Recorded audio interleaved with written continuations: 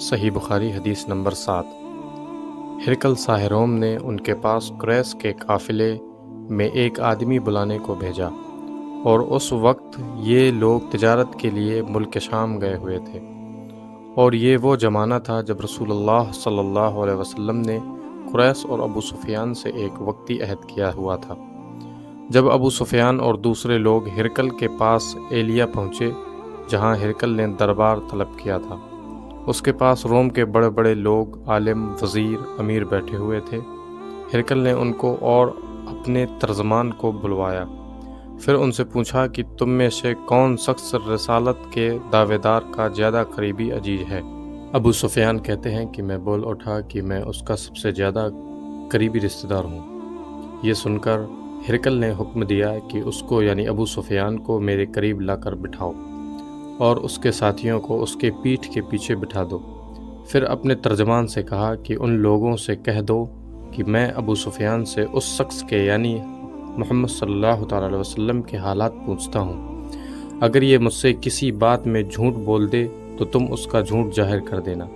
ابو سفیان کا قول ہے کہ اللہ کی قسم، اگر مجھے یہ غیرت نہ آتی کہ یہ لوگ مجھ کو جھٹلائیں گے تو میں آپ صلی اللہ تعالیٰ علیہ وسلم کی نسبت ضرور غلط بیانی سے کام لیتا۔ خیر، پہلی بات جو ہرقل نے مجھ سے پوچھی وہ یہ کہ اس شخص کا خاندان تم لوگوں میں کیسا ہے؟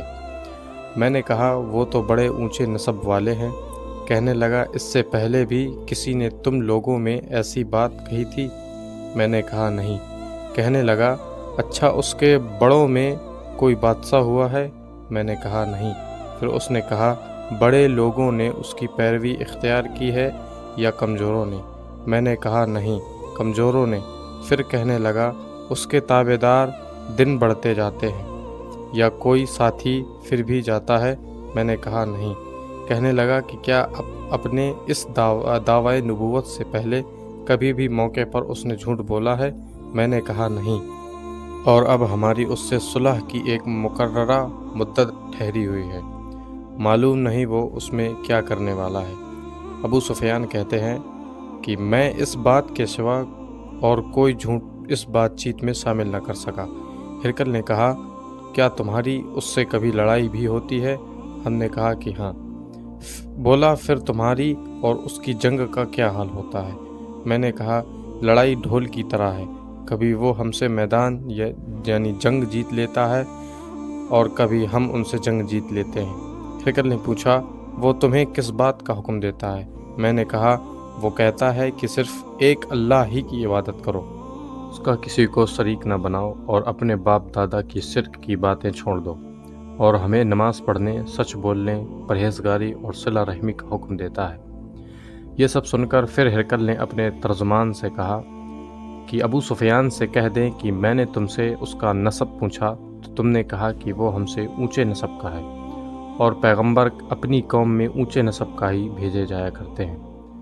میں نے تم سے پوچھا کہ دعوی نبوت کی یہ بات تمہارے اندر اس سے پہلے کسی اور نے بھی کہی تھی؟ تو تم نے جواب دیا کہ نہیں۔ تب میں نے اپنے دل میں کہا کہ اگر یہ بات اس سے پہلے کسی نے کہی ہوتی تو میں سمجھتا کہ اس شخص نے بھی اسی بات کی تقلید کی ہے جو پہلے کہی جا چکی ہے۔ میں نے تم سے پوچھا کہ اس کے بڑوں میں کوئی بادشاہ بھی گزرا ہے؟ تم نے کہا کہ نہیں۔ تو میں نے دل میں کہا کہ ان کے بزرگوں میں سے کوئی بادشاہ ہوا ہوگا تو کہہ دوں گا کہ وہ شخص اس بہانے اپنے باپ دادا کی بادشاہت اور ان کا ملک دوبارہ حاصل کرنا چاہتا ہے۔ اور میں نے تم سے پوچھا کہ اس بات کے کہنے یعنی پیغمبری کا دعویٰ کرنے سے پہلے تم نے کبھی اس کو برا بھلا کہنے کا الزام لگایا ہے؟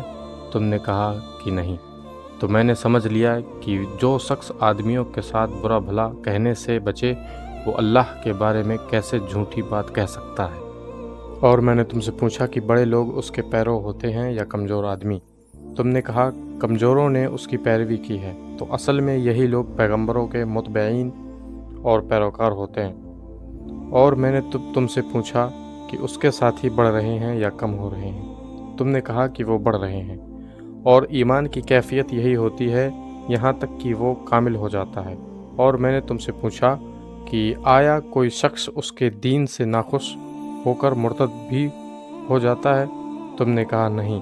تو ایمان کی خاصیت بھی یہی ہے، جن کے دلوں میں اس کی خوشی رچ بس جائے وہ اس سے لوٹا نہیں کرتے۔ اور میں نے تم سے پوچھا کہ آیا وہ کبھی عہد توڑتے ہیں؟ تم نے کہا نہیں۔ پیغمبروں کا یہی حال ہوتا ہے کہ وہ عہد کی خلاف ورزی نہیں کرتے۔ اور میں نے تم سے کہا کہ وہ تم سے کس چیز کے لیے کہتے ہیں؟ تم نے کہا کہ وہ ہمیں حکم دیتے ہیں کہ اللہ کی عبادت کرو، اس کے ساتھ کسی کو شریک نہ ٹھہراؤ، اور تمہیں بتوں کی پوجا سے روکتے ہیں، سچ بولنے اور پرہیزگاری کا حکم دیتے ہیں۔ اسی لیے اگر یہ باتیں جو تم کہہ رہے ہو سچ ہیں تو بہت جلد وہ اس جگہ کا مالک ہو جائے گا کہ جہاں میرے یہ دونوں پاؤں ہیں۔ مجھے معلوم تھا کہ وہ پیغمبر آنے والا ہے، مگر مجھے یہ معلوم نہیں تھا کہ وہ تمہارے اندر ہوگا۔ اگر میں جانتا کہ اس تک پہنچ سکوں گا تو اس سے ملنے کے لیے ہر تکلیف گوارا کرتا۔ اگر میں اس کے پاس ہوتا تو اس کے پاؤں دھوتا۔ ہرقل نے رسول اللہ صلی اللہ تعالیٰ علیہ وسلم کو وہ خط منگوایا جو آپ نے دحیہ قلبی رضی اللہ تعالیٰ عنہ کے ذریعے حکیم بصرہ کے پاس بھیجا تھا، اور اس نے وہ ہرقل کے پاس بھیج دیا تھا۔ پھر اس کو پڑھا تو اس میں لکھا تھا، اللہ کے نام کے ساتھ جو بہت ہی مہربان اور رحم والا ہے۔ اللہ کے بندے اور اس کے پیغمبر محمد صلی اللہ تعالیٰ علیہ وسلم کی طرف سے یہ خط ہے، ساحروم کے لیے۔ اس شخص پر سلام ہو جو ہدایت کی پیروی کرے۔ اس کے بعد میں آپ کے سامنے دعوت اسلام پیش کرتا ہوں۔ اگر آپ اسلام لے آئیں گے تو دین اور دنیا میں سلامتی نصیب ہوگی، اللہ آپ کو دوہرا ثواب دے گا، اور اگر آپ میری دعوت میں نافرمانی کریں گے تو آپ کی رعایا کا گناہ بھی آپ ہی پر ہوگا۔ اور یہ اہل کتاب ایک ایسی بات پر آ جاؤ جو ہمارے اور تمہارے بیچ برابر ہے، وہ یہ کہ ہم اللہ کے سوا کسی کی عبادت نہ کریں اور کسی کو اپنا شریک نہ ٹھہرائیں، اور نہ ہم میں سے کوئی کسی کو اللہ کے سوا اپنا رب بنائے۔ پھر اگر وہ اہل کتاب اس بات سے منہ پھیر لے تو مسلمانوں، تم ان سے کہہ دو کہ تم مانو یا نہ مانو، ہم تو ایک اللہ کے اطاعت گزار ہیں۔ ابو سفیان کہتے ہیں، جب ہرقل نے جو کچھ کہنا تھا کہہ دیا اور خط پڑھ کر فارغ ہوا تو اس کے آس پاس بہت شور گل ہوا، بہت سی آوازیں اٹھی اور ہمیں باہر نکال دیا گیا۔ تب میں نے اپنے ساتھیوں سے کہا کہ ابو قبصہ کے بیٹے نبی کریم صلی اللہ علیہ وسلم کا معاملہ تو بہت بڑھ گیا، دیکھو تو اس سے بنی اصفر روم کا بادشاہ بھی ڈرتا ہے۔ مجھے اس وقت سے اس بات کا یقین ہو گیا کہ نبی کریم صلی اللہ تعالیٰ علیہ وسلم بہت جلد غالب ہو کر رہیں گے، یہاں تک کہ اللہ نے مجھے مسلمان کر دیا۔ راوی کا بیان ہے کہ ابن ناطور ایلیہ کا حاکم ہرقل کا درباری اور شام کے نصارہ کا لات پادری بیان کرتا تھا کہ ہرقل جب ایلیہ آیا تو ایک دن صبح کو پریشان اٹھا تو اس کے درباریوں نے پوچھا کہ آج ہم آپ کی حالت بدلی ہوئی پاتے ہیں، کیا وجہ ہے؟ ابن ناطور کا بیان ہے کہ ہرقل نجومی تھا، علم نجوم میں وہ پوری مہارت رکھتا تھا۔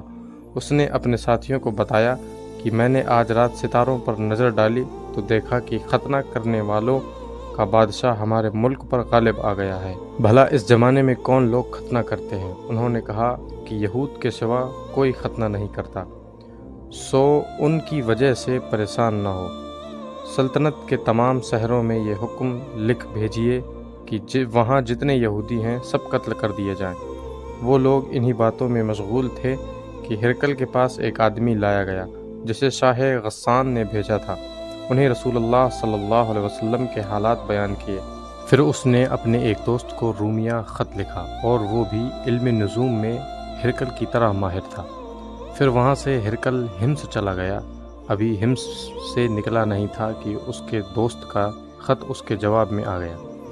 اس کی رائے بھی نبی کریم صلی اللہ تعالیٰ علیہ وسلم کے ظہور کے بارے میں ہرقل کے موافق تھی کہ محمد صلی اللہ تعالیٰ علیہ وسلم واقعی پیغمبر ہیں۔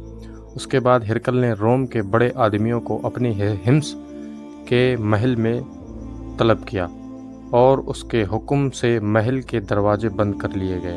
پھر وہ اپنے خاص محل سے باہر آیا اور کہا، اے روم والو، کیا ہدایت اور کامیابی میں کچھ حصہ تمہارے لیے بھی ہے؟ اگر تم اپنی سلطنت کی بقا چاہتے ہو تو پھر اس نبی کی بیعت کر لو اور مسلمان ہو جاؤ۔